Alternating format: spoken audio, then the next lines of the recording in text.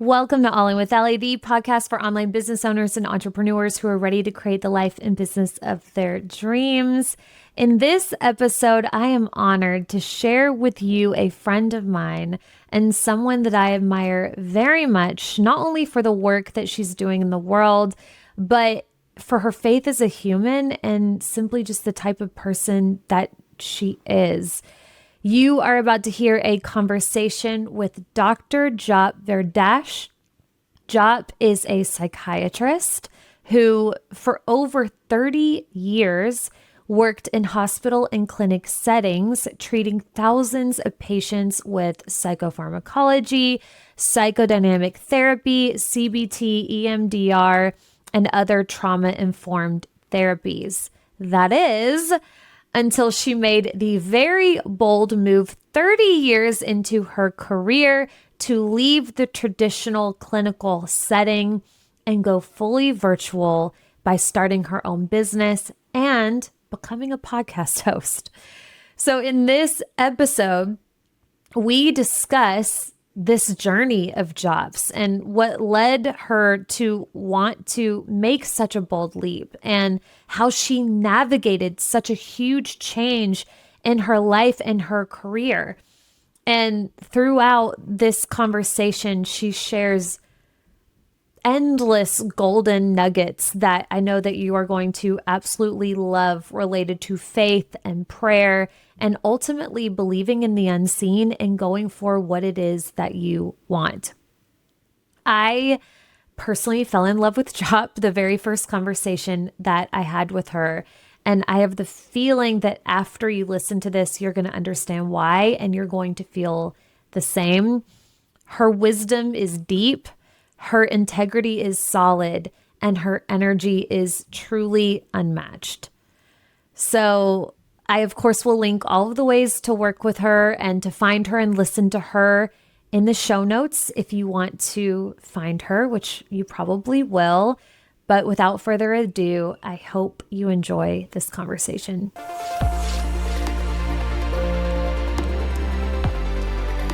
I'm sitting here with Dr. Jaap Waraich.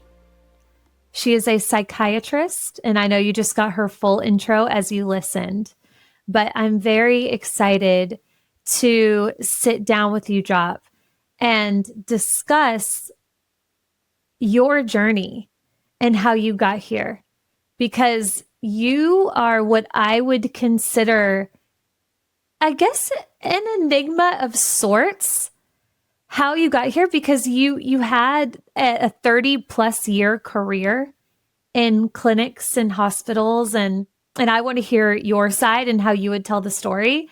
But then you made the very bold decision to abandon everything that you knew in terms of doing business and having a career and going online and pursuing this crazy wild west of online business and starting a podcast and the whole nine. So before we get to that, I would love to start with how you got here. What is your background? What led you to wanting to get into the medical field? Just tell us about Jaap. Thank you, Allie. Oh, that was such a sweet introduction. And it is my honor to be on this podcast with you. My pleasure. I'm so glad you're here. So I got into medicine. I immigrated to the US from Punjab, India, when I was 6 with my family. And that was 1969. And in our community, I'm a Sikh from Punjab, S-I-K-H. Back then, there were a limited amount of professions or acceptable work that people could go into. And medicine was one of those professions. So it was just there from the very beginning that I would either do that, and I think the more masculine professions were engineering or law. So I didn't think too much about it in that way. But on a personal level, though, both of my parents had illnesses when I was growing up. So I was going through that with them and really had a desire to be of service to people, to maybe I won't say that I had any dreams of like finding cures, but just of being of help to people. So that's how I got to medicine. And I got there actually thinking that I would do OBGYN because I wanted to work with women, and went through my clerkships and then realized that I loved psychiatry. So that was it. I did one clerkship and my path was set. And I picked psychiatry, did my residency in psychiatry, and then launched into my private practice, where actually my real training began. You can learn so much from books and even from the training aspects, but when you jump into the world and you're actually treating patients all by yourself, no supervisors looking over your shoulder, that's when you learn. I always say that there are a lot of people who, and I understand, they want to do right and they want to learn as much as they can, but the real learning, the real lessons come when you're in the arena, when you're actually sitting in front of people. Now, obviously, in your setting as a doctor, you better have that training and be ready to go. But I fully agree with you that that's where the real education comes in, is when you're actually sitting face to face with a human and having those interactions. So what about psychiatry was attractive to you? I enjoyed hearing people's stories and of being able to be of help in that way. And it was just the most interesting field to me. I enjoyed being able to follow people. There were some people that I actually followed for maybe 20, 25 years. And to be on that journey with them was amazing. That was in the clinic setting. That was more in my office setting. And I also liked the more fast-paced hospital work. Someone's having a crisis, a decompensation. So getting in there and being able to make quick changes, impactful changes, and really helping them get on their feet. I enjoyed that aspect too. Okay. And you went through different, you did psychopharmacology, psychodynamic therapy, EMDR, CBT. There are so many different modalities that you eventually picked up and began utilizing. Are there any that you would consider? And I'm sure this is something that it would be highly personalized to the actual person that you are, subscribing it to or prescribing it to. But are there any specific areas or modalities that are your favorite or you find the most effective? So you're absolutely right. It depends on the person. And so the psychodynamic, psychoanalytic, I trained at UCSF. That was heavily psychoanalytic at the time. And so that's what I learned from my supervisors. And the psychopharmacology is what wound up being what we really had in our toolbox to be able to affect change quickly. For example, if someone was hearing voices or was completely out of control and a danger to themselves or others. So, I came into my clinical practice with that. This was in the early 90s, and CBT was quite in the vogue at that time. And so CBT was being used. Cognitive behavioral therapy. Okay. So that was the model that was being used, I would say, really in the Western world, certainly where I was practicing in California, and was already the model. And that is about looking at your thoughts, and if we can change our thoughts, then we can impact our emotions and our behavior. So that is the focus of that kind of therapy. And gradually, what I found was that a lot of my patients, even though they weren't able to remember or to say it immediately, they had a lot of trauma in their background. Emotional trauma, physical trauma in childhood, sexual trauma. And then, of course, there was the head traumas. And I feel like we missed that in the beginning. So I developed an interest in trauma and how to best treat it. And I wasn't happy with what I had in my toolbox, what was available to me. And so I just kept looking, and I kept trying different ways to see what could be helpful to people. Because my goal was, I want everyone to be living their best life. They're in the most ease that they can. Trauma is interesting because I think the more trauma informed we're all becoming, and obviously we're all at different levels of this, but this has become a more broad conversation and something that we're all learning a lot more about, and the impact of trauma and also the breadth of what trauma looks like and can be for different people. And it seems as if, and I don't know, you tell me, it's like almost everybody has some form of trauma. And I'm curious, because this is obviously was such a huge and still is a huge focus of your career and a big area that you have and continue to help many in regarding their own healing of their own trauma. I'm curious, at what point is it necessary, or would you deem it necessary for somebody to address their own trauma? So, for example, there are people who are walking the planet. And the reason why I'm asking this is because obviously you and I are very aligned in the understanding of how powerful one's thoughts are.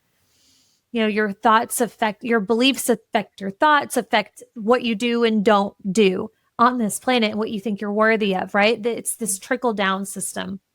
And we're both very invested in this for the clients that we work with. And this is something that I think about often because I personally have my own, experiences and traumatic incidences, and as do other people. But I'll just speak for myself. There's some things that it's like, okay, I'm aware of what happened, but I've also put it away and I put it into perspective. And I've been able to compartmentalize it to where I personally don't think it's impacting me anymore. I think I'm okay. It feels like to go backwards and to address it would be going backwards and bringing it back up. But then there are other points of view where it's like, it's always there. So until you address it, there it is. So I'm so curious what your opinion is on, do you think everybody should be getting some form of trauma therapy to address this and put it to rest? Or do you think there's a spectrum here? Yes, there's a spectrum. And so, no, I absolutely wouldn't insist on anybody entering therapy if that's not something that they think they need. And it's not always warranted. And so when I was starting out in my practice, there were patients who did not want to address, maybe some trauma that they'd had. And they felt it was better if they could just move on with it. And I had the training and was coming from this psychodynamic background where you're supposed to talk it all out. It was talk therapy, talk it out or feel it. And that doesn't work for everyone. And not all cultures handle it that way. So if it is not impacting your life, if you have put it away, not necessarily locked it away, but it's there, but you're done dealing with it for now, that is absolutely fine. So there's no set formula. People who come to me at this point, something's bothering them, whether it's about their own personal experience or whether it's something in their life. And that's actually how things sometimes come up for us that we need to address, but we don't know that we need to address. We may feel really good. So I work with a lot of mothers who have perhaps adult children, and they're worried about their adult children. And because they can't get that adult child to therapy, I say, all right, let's work on it. And so we'll work on it from a family system, from the idea that if one person changes, then the whole system affected. And so in the course of that work, something might come up for them. And it might be like, oh, I thought I had dealt with this. I thought it wasn't important, but actually it is. So then we have another route to go on to. So the interesting thing about this work, and what I love, is I never know. There's no prescription. It's not like, okay, antibiotics. Here's the dosage per weight, and this is what you take. I don't know what's going to come up for anybody. It'll show itself, and I'm here as a guide to assist in the journey. But it's whatever the person wants to work on. That's pretty much it. Thank you so much for saying that. Because you just never, I honestly, when I was considering asking you that question, I was trying to think how I thought you would answer. And I could see it going either way. I really could see you saying, no, it's important for, if there's something there, you want to, get that root out, it's one spoiled apple ruins the bunch type vibe. But I'm so grateful to hear that because, again, I'll just speak for myself. It just doesn't feel necessary, right? To go back and rehash things that happened so long ago. It's not bothering me. I have made peace with it, but my husband, Chris, he's a big proponent for therapy. His sister is a psychiatrist, and we just have different views on it. So I'm always curious, and I'm grateful for that feedback. So thank you for giving me permission to continue to put my head in the sand. I wouldn't say that. I don't think you're Dr. Jaap said it's okay. You heard it here first, folks. Just kidding. Okay, well, that's really nice. And yeah, exactly. And it's interesting because we obviously our modalities of how we serve people is so different. But I would agree with you. And I personally would never say that everybody who has a business needs a business coach. If you have a business, you should. It's just not true. And also there's so many different modalities, and it absolutely is. It depends on that person's very specific wants and their journey and what they have, what they don't have. It's different for everybody. That's why I'm somebody who will always want to create more of a customized experience for the people that I work with. And I know that this is something that you are a huge proponent of as well. And that's why. So thank you for sharing that. Okay. So you had this long career, which we breezed past very quickly, but I want to get to the part where you ultimately decided to abandon this very traditional way of having a career and doing business. And, like I said, kind of going toward this complete unknown of online business. Talk to me about what led you to even considering taking your business online. So there were a number of factors. One, just in my own progression, my own journey professionally, I've been getting to a point where I felt a bit hampered. I felt a little bit fenced in about what it was that I could do within the systems that I was working in. I had different ideas, different things that I wanted to offer people that I thought would work for them. But in the system at that time, things are pretty controlled. I think I was lucky when I started out, maybe for those 20 years, maybe I could try something, maybe I could offer something. Other systems perhaps are even more constrained. You have to follow really this regimen, and you have many authorities looking over your shoulder to see if you're doing absolutely, the correct sequence of things. So that felt a little bit confining to me. And also I was realizing that by that point, I had so much to offer that the people I was seeing through this system, this funnel, they weren't always ready to do that work. And so many people might comment, no, I really don't want to look there. Give me a pill.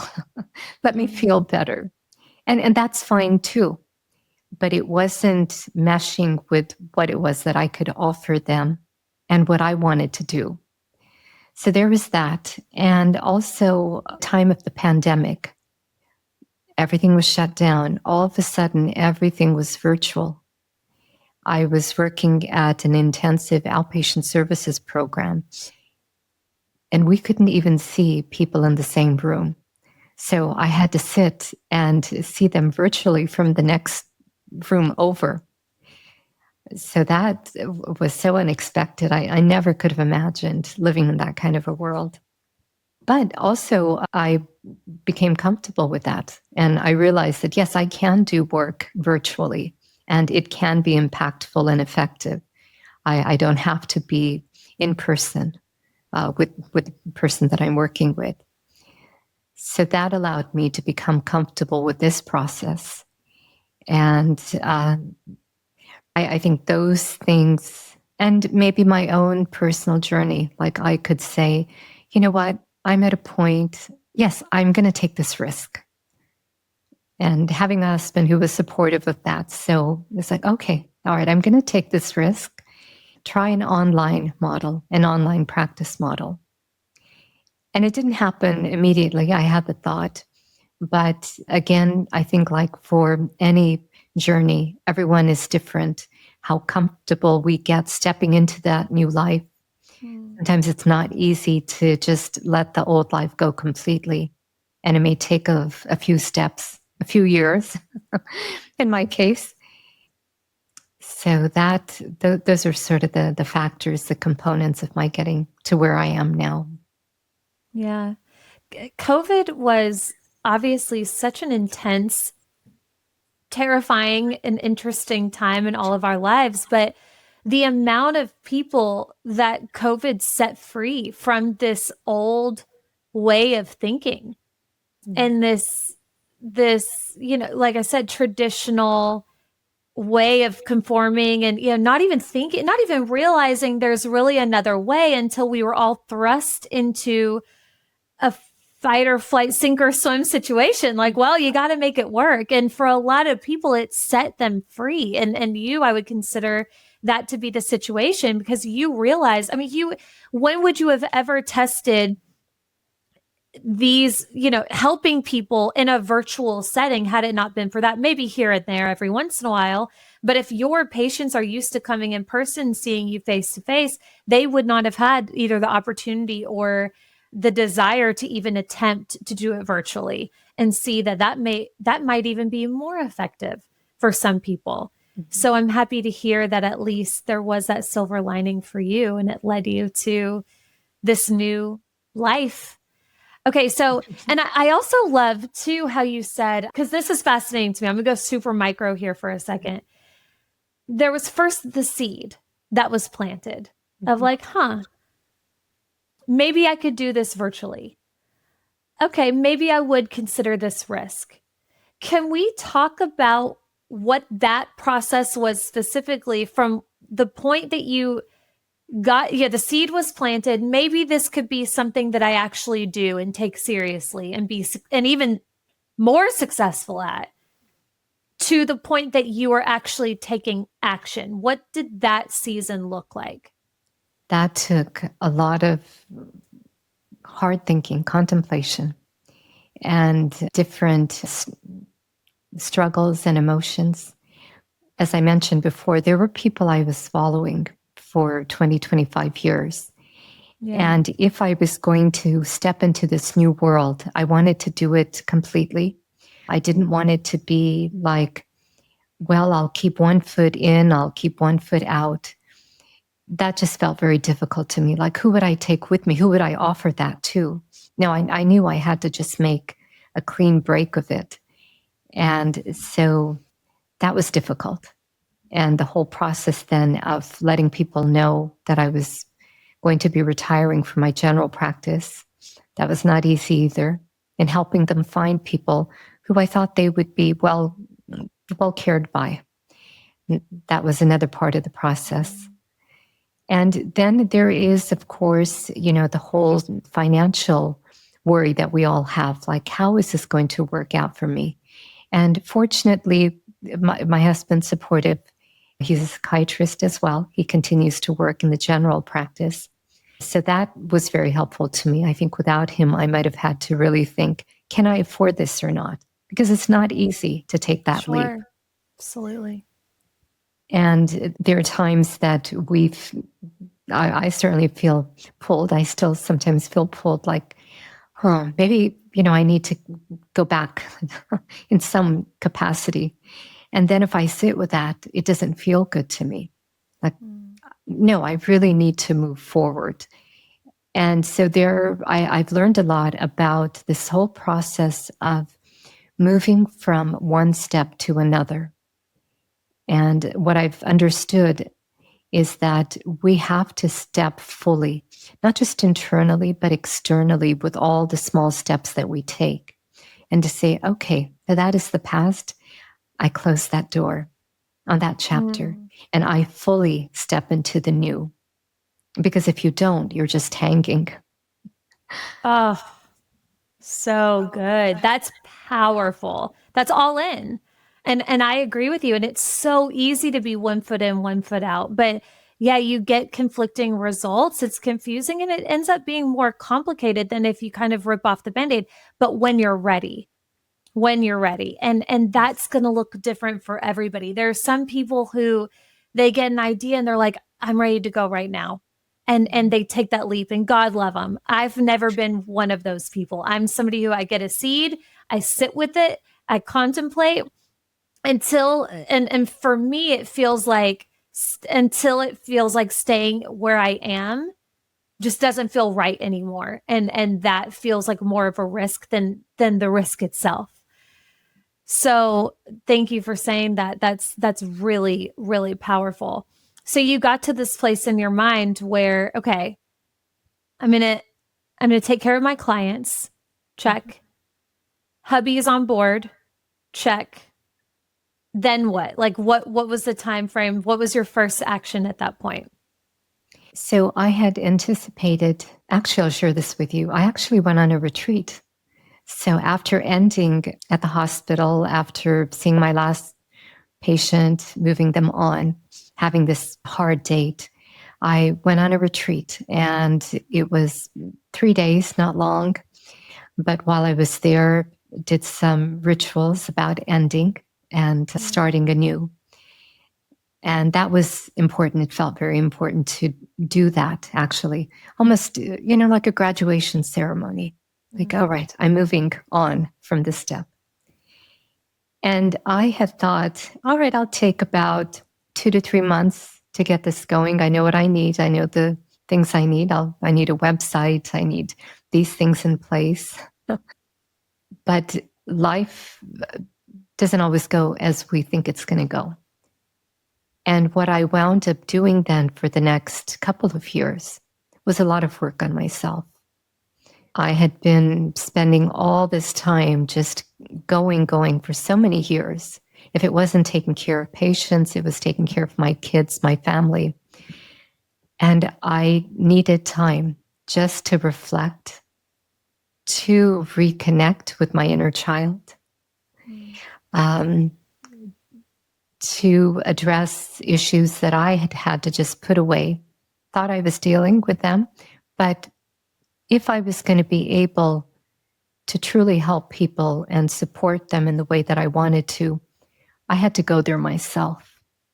So that was the next process actually for me.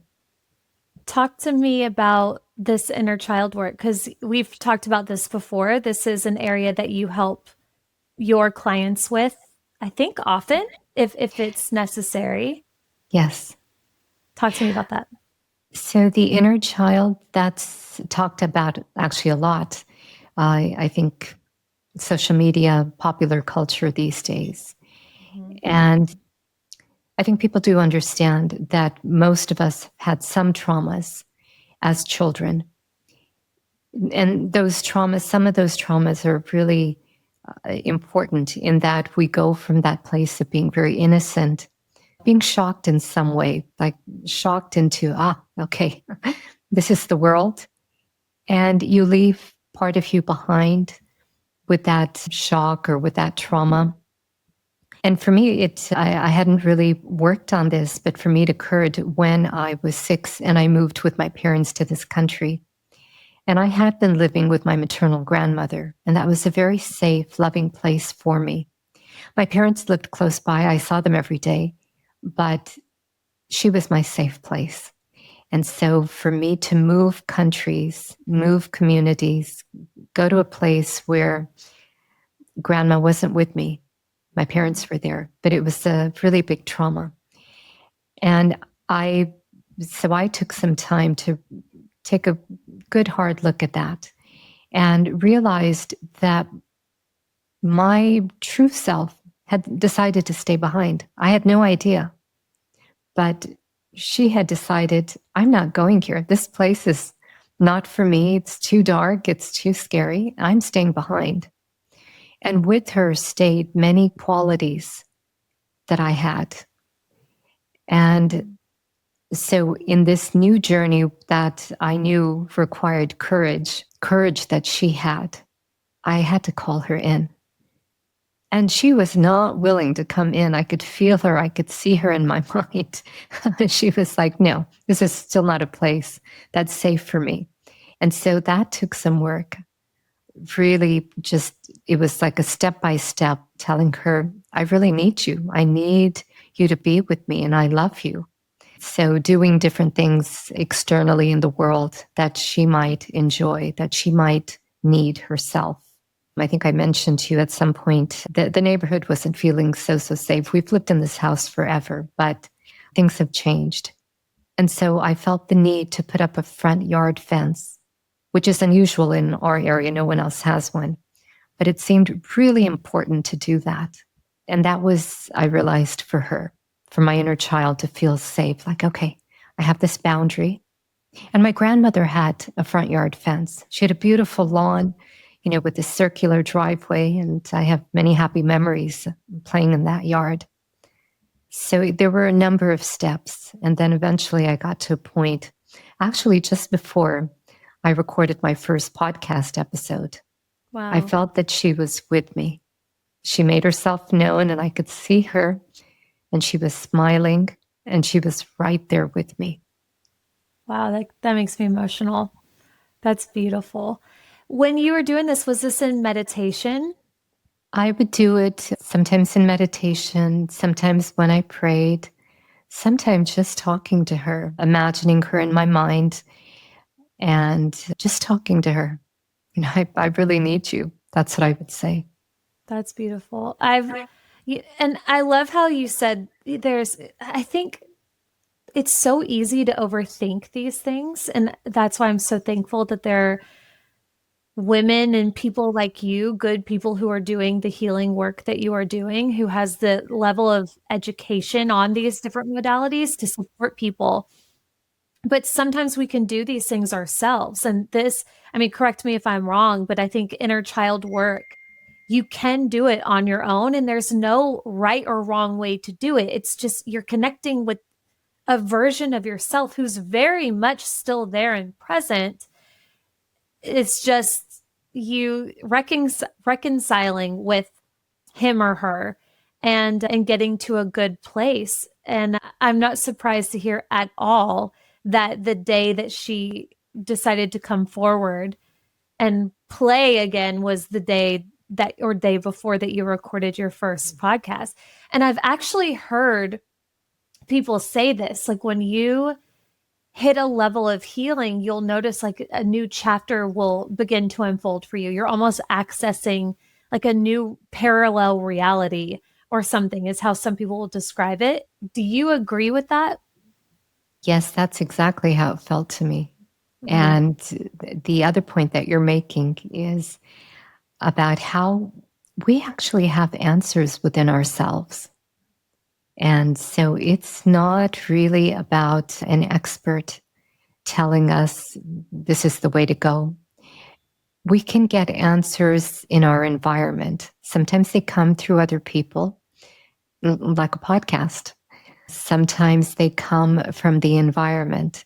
You can be out in nature and get a message really through the bird that flies by, or that little animal that you see. But the answers are within ourselves. And it's just on our journey, how we get pointed, get the directions, get the signposts telling us which way to go. So I think that's a very important point, Allie.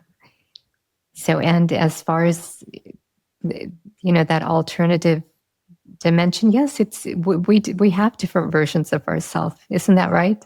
Mm-hmm. And when we start a new chapter, it does feel like, oh, okay, this was maybe a version of me that's always been here, but I hadn't connected before. I hadn't stepped into this aspect of myself, but it's always been there. And if we imagine something, if we're imagining ourselves, something for ourselves, that version exists, that life exists already. And it's just stepping into it. And when we're ready, because that differs for everybody. If somebody was curious if they were ready for something that they want, how would you articulate that knowing of, like, how does one know when they're ready, finally ready to move, whether it be to start their own online business or adopt a new modality or whatever, leave a relationship, whatever. Is there a sign that you've come to know or notice with your own, whether it be yourself or the clients that you've worked with over the years? So what I have found, both for myself and people that I work with, is that when we really know, when it's really coming from our intuition, our inner knowing, there is a calmness that we feel. And that calmness seems to be in the heart area. It seems to be in the core. And that, to me, has been a sign like, okay, this is the truth for me. And when we're not in touch quite with our intuition, different things are pulling at us, we don't feel that same calmness. And maybe the mind is going quite fast. Maybe there is an anxiety associated with it. Mm. But it's that calmness for me, that's the key. One of my favorite things about you, Jaap, is you're very connected spiritually. That's an element, that's something that, I don't know, just through our different conversations, it's very evident that you're tapped in and you believe in a higher power, and you've allowed your own intuition, whether, it's just, you look at it as simply your intuition or a higher power, you've allowed this to help you navigate your own experiences in business. I'm curious, where did that come from? This added element of spirituality? Because I can imagine in your line of work, in a field of science where it either is or isn't, it's black and white, it's all very scientific. I'm sure spirituality, that's not something that a lot of people go into, at least very, I don't know, very publicly, or I don't know. I may not be explaining this well, but I'm curious because that's something that I've always found really fascinating about you, is your connectedness. Where did that come from? So if we speak in terms of this life, it probably, the seeds were set with my grandmother, who was very spiritual. And I've had my journey where I've been more so, less so, caught up in the world, returning back to this interconnectedness. And different people have been guides for me and supports for me on my journey. My husband is very connected. And I've always been grateful for the spiritual framework that I have, people would say to me, how can you be a psychiatrist day in and day out? You're listening to such difficult stories from people. People have so much trauma. And it was really just the spiritual framework and my belief in God. I think that allowed me to get through those times. And during my journey, then again, different things happen. And for me, it was always, okay, where are my answers going to come from? And it has been through prayer. So either a prayer directly, or I have felt that God giving me a sign, like I mentioned, maybe through the birds, maybe through someone whom I'm speaking to, maybe somebody I'm hearing on a podcast or on YouTube. There are signs and answers for me. Well, I love that. I think obviously that's going to look different for everybody, but there's just a level of wisdom there that everybody can access when you believe and when you allow yourself to tune in and listen and ask and believe. And no doubt that has made you a richer, more wise facilitator of healing. I fully believe that. So I was just curious where that came from. Was your grandmother your maternal grandmother? Yes, my maternal grandmother. And if I can go back, you had mentioned about medicine and being black and white, and you're right. So working in the system, it was addressed, but not fully. We really had to focus on, okay, what are the facts? I found, though, that the people I was most able to be helpful to in my practice were the people who had some sort of spiritual connection themselves, some strength that they could go to. And so when I saw that, I always encouraged people to pray, go to that, use that if you have that faith. And it was challenging when people were in a really bad place if they had no faith at all. So I had to navigate that. This isn't something that I would put out there front and center, because everybody had a different belief system. I saw people from probably every community possible, because I was living in a pretty, I don't know what the right word is, cosmopolitan, diverse community. So it was just looking at where somebody was, and that was always part of my assessment. Do they have a faith? What do they believe in? Can they go to that as part of their healing? Because medications can only do so much. Sure. And the power of your mind is real. Yes. It's real. Yeah, I asked about your grandmother. She sounds like such an incredible lady. And it was my maternal grandmother as well who introduced me to, and it's funny, she passed away when I was very young, but I did know her up until I think she passed when I was six or seven, but I have such a strong connection to her. And she was what would be considered a mystic. And she was interested in all of the things that I'm interested in that nobody else in my family was interested in except me. And I didn't even know until I got older. And so it's just so interesting. I had a feeling that might have been your maternal grandmother. It's interesting, that connection and bond that sometimes you have with that side of your family. Yes. And sometimes there's a gift that's passed on. So it sounds like you received a gift that she had. Well, thank God. I needed that gift. I needed it bad. Okay. So anyway, this is so fascinating to me. So you finally started your business. And from my point of view, at least when I came to know you, you seemed to move really fast. It seems as if, from my perspective, when you decided, okay, I'm doing this, I'm going to get my ducks in a row, take care of my clients, get hubby on board these things, get the website, you were all in. And you went from not having a client to having a client to then hiring out a team. You work with 2 or 3 women now on a team, plus podcast. You started a podcast. Mm-hmm. All of these things within the first 6 months of having your business, which to me, I've worked with so many different women, is fascinating. And it's something truly to celebrate. And that's not everybody's journey. Everybody's journey is different. There's no right or wrong. But from my perspective, here you come out of nowhere and you're just like, I'm in, let's go. And you have moved and you have truly been all in.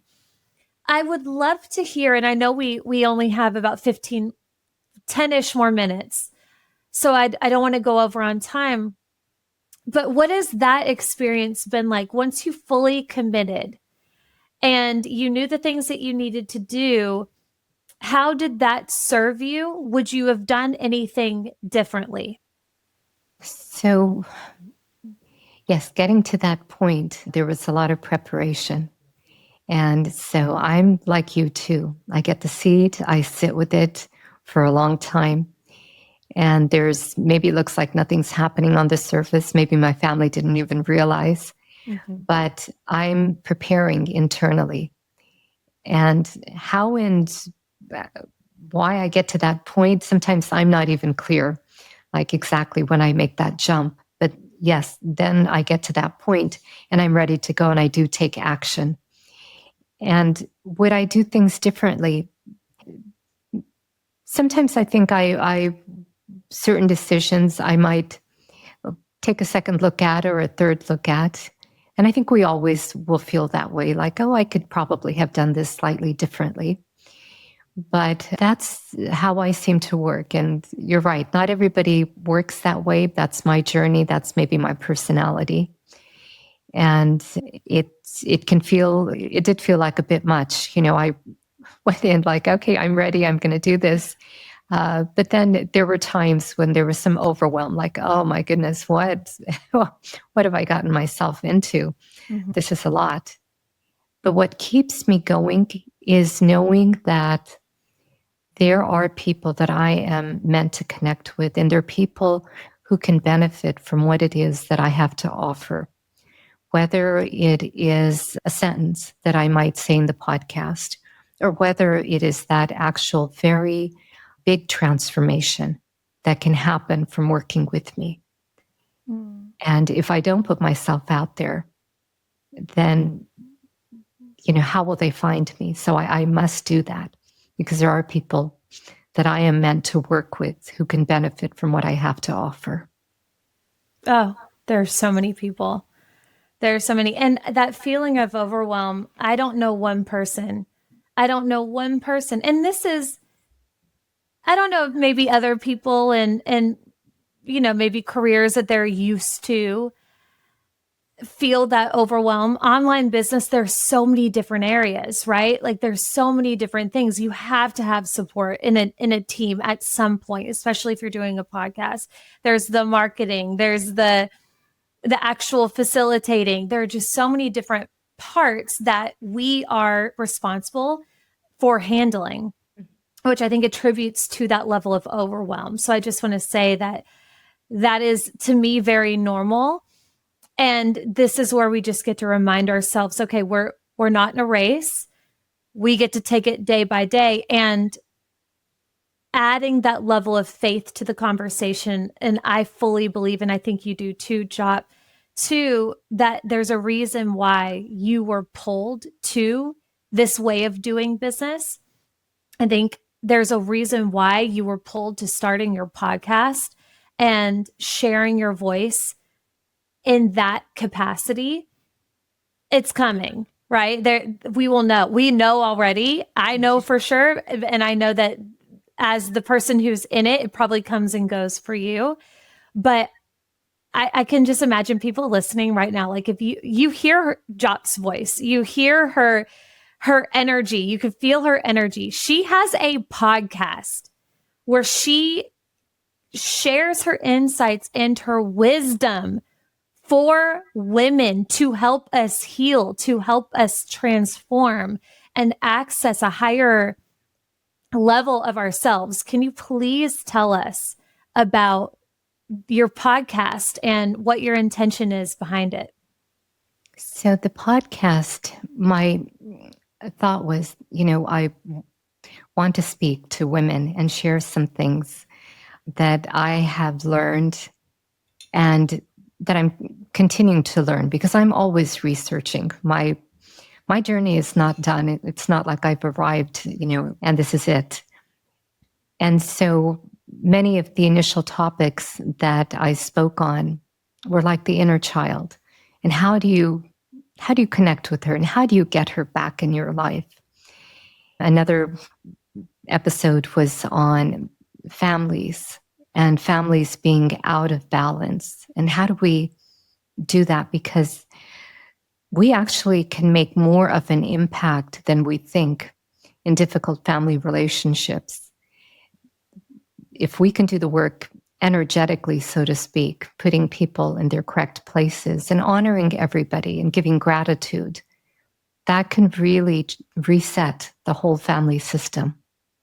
And other topics early on that I spoke on were things like teeth health. And I think I'll probably do a few more parts on teeth.